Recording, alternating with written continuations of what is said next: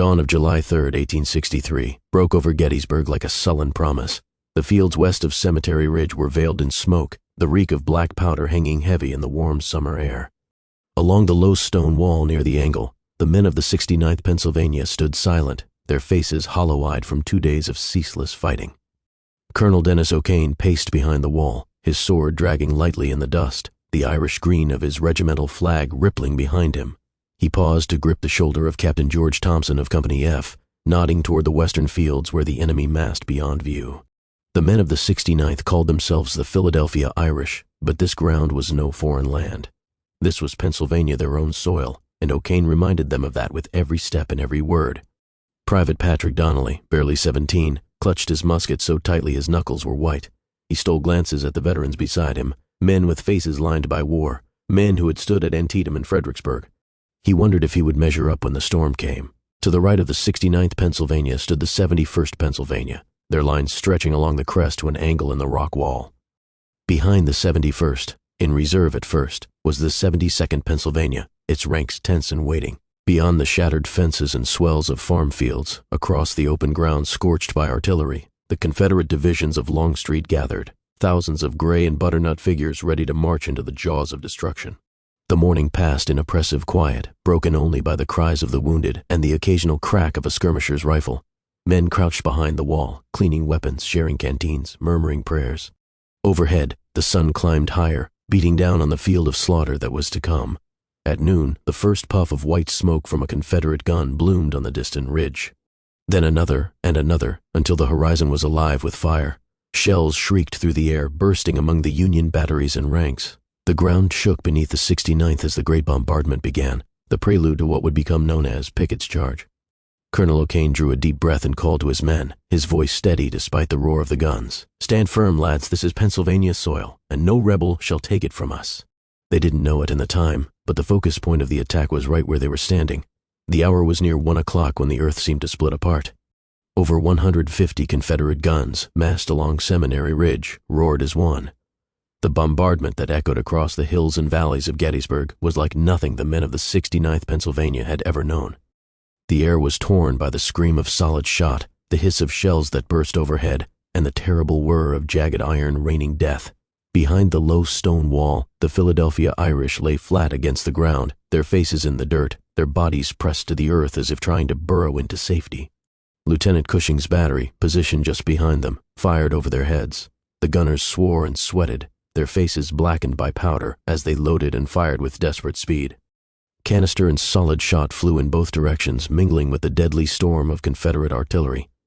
Sergeant Michael McNamara could feel the hot breath of the cannon fire, the concussion of each shell that exploded nearby.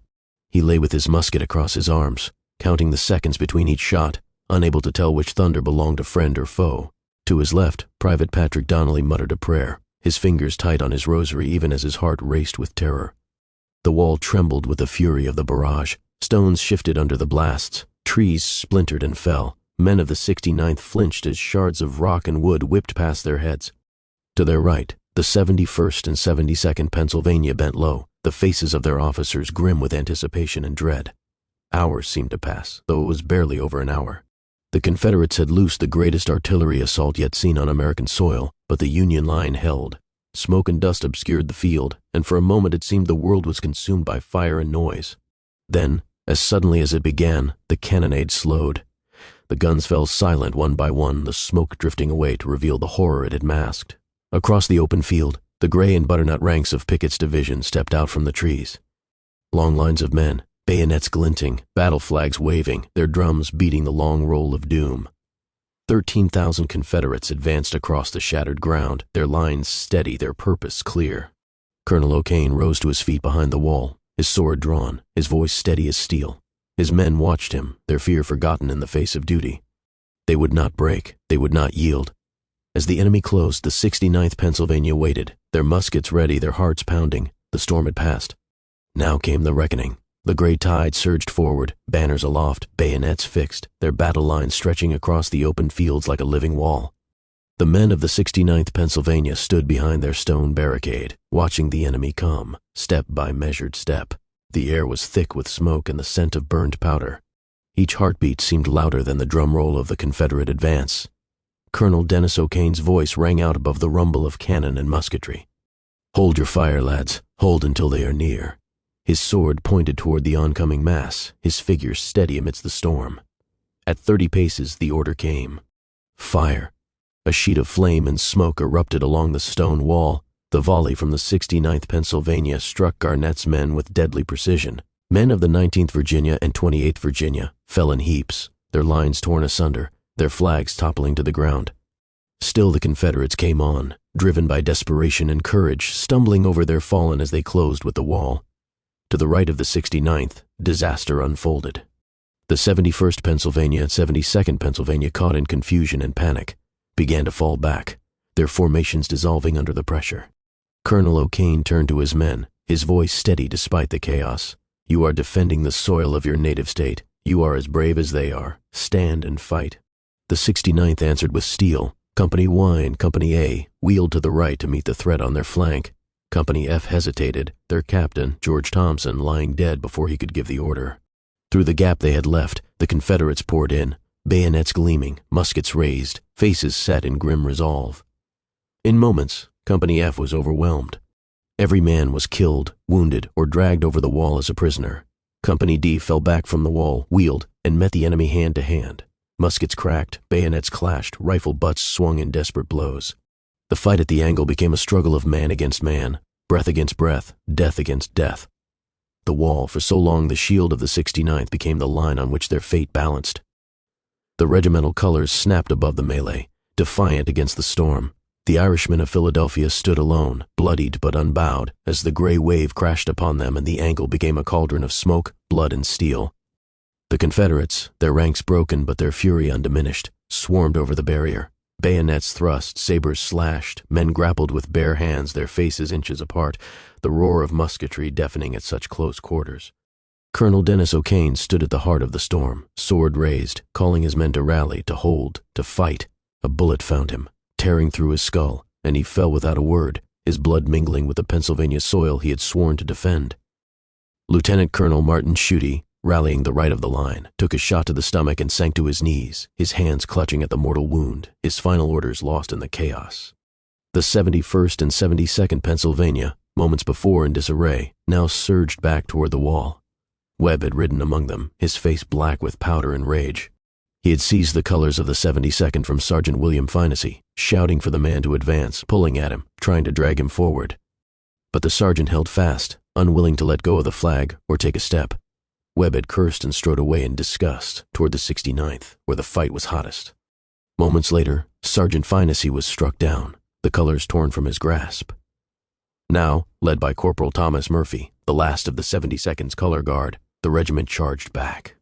The staff of their flag shattered by a bullet, Murphy waved his cap, the broken colors still clutched in his hand. His courage kindled the spirits of those around him, and they threw themselves into the melee at the angle. Cowan's battery fired canister at point-blank range, shredding the Confederates who had broken through, but in the fury and confusion, one gun's blast struck the left companies of the 69th, felling friend and foe alike. The ground was littered with shattered muskets, torn flags, and broken bodies. The cries of the wounded mingled with the clash of steel and the bark of musketry. The angle was no longer a line of defense. It was a mass of men locked in a death struggle, where the fate of the Union seemed balanced on the edge of a bayonet. The 69th Pennsylvania, battered, leaderless, bloodied, still fought on, the green flag of the regiment waving above the storm, defying the final charge of Armistead's men. The angle was engulfed, but not yet overrun. The gray tide receded. The charge that had shaken the ground and blackened the sky had failed. The Confederates fell back, leaving the angle piled with their dead and wounded. Armistead had fallen within the Union lines, his hand on a captured cannon, his dream of breaking the Federal center shattered in the smoke and blood of the angle. The men of the 69th Pennsylvania stood where they had fought, or what was left of them. Of 258 who had taken their place that morning behind the stone wall, 137 were gone, dead, wounded, or missing. The green flag of the Philadelphia Irish hung in tatters, its staff scarred and splintered, but it still flew above the stone wall. Sergeant Michael McNamara leaned against the wall, his musket barrel bent, his hands raw and bloody from the fight. Private Patrick Donnelly, his rosary still in his pocket, stared at the field before them, unable to grasp the scale of the carnage. The open ground that had been green with July grass that morning was now churned to mud, red with blood, littered with the wreckage of battle. Broken muskets, shattered cannon wheels, torn haversacks, and the bodies of brave men in blue and gray. Cowan's guns were silent now. The gunners slumped beside them, too exhausted to cheer. Webb stood atop the wall, his face grim, his sword hanging at his side, surveying the scene with eyes that saw not victory, but the cost of it. As the sun sank low over the western hills, the smoke drifted away, and a terrible quiet fell over the field. The cries of the wounded rose into the evening air, mingling with the soft rustle of the breeze through the shattered trees. The survivors of the 69th Pennsylvania began to gather their dead and tend their wounded. The angle, which they had held at such dreadful cost, was theirs still. Their monument would one day mark this ground, the only one on the field to show where each company had stood in that terrible hour. But for now there were no monuments, no speeches, no glory. There was only the silence of the field, the weight of what had been endured, and the knowledge that on this day, on this sacred soil, they had held the line.